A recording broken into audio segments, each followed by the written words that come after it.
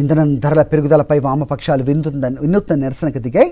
కరీంనగర్ తెలంగాణ చౌక్లో ఆటోలను లాగుతూ కేంద్ర ప్రభుత్వ వైఖరిని నిరసిస్తూ ప్లకార్డ్స్తో ఆందోళనకు దిగారు.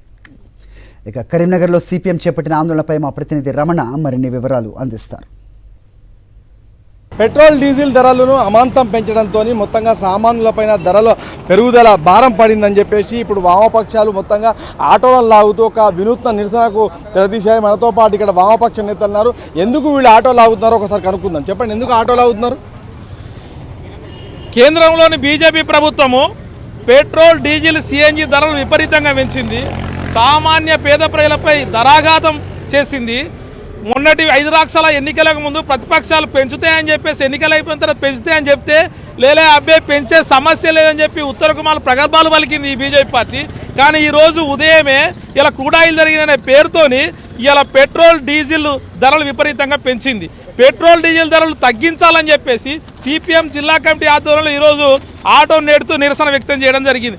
వాస్తవానికి కేంద్రంలోని బీజేపీ ప్రభుత్వం ప్రతిసారి చెప్తుంది అచ్చే దిన్ ఆగాయా అని చెప్తున్నారు. కానీ సామాన్యులు పేదలు సచ్చే దినాలు వచ్చినాయని చెప్పేసి చెప్పక తప్పదు. ఇలా ఒకవైపు సంపన్నులకు రాయితీలు ఇస్తారు, కార్పొరేట్లకు లక్షల కోట్లు ప్రతి సంవత్సరం మాఫీ చేస్తారు. కానీ పేదల పైన ఇలాంటి భారాలు వేస్తున్నారు. మొన్ననే గ్యాస్ ధరను 1000 రూపాయలు సిలిండర్కు పెంచిళ్ళు. మళ్ళీ ఇప్పుడు ఇది ధరాఘాతం.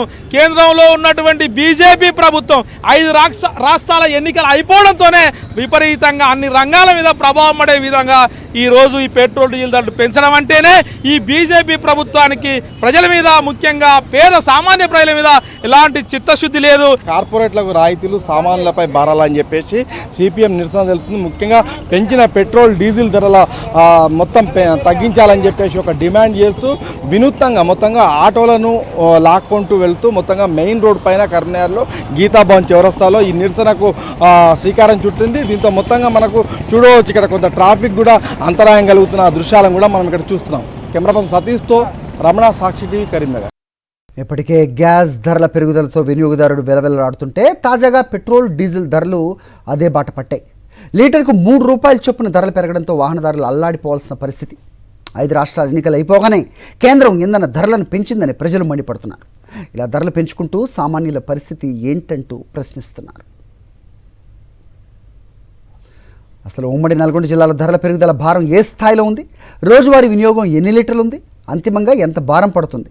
దీనిపై మరింత సమాచారం మా ప్రతినిధి అశోక్ అందిస్తారు.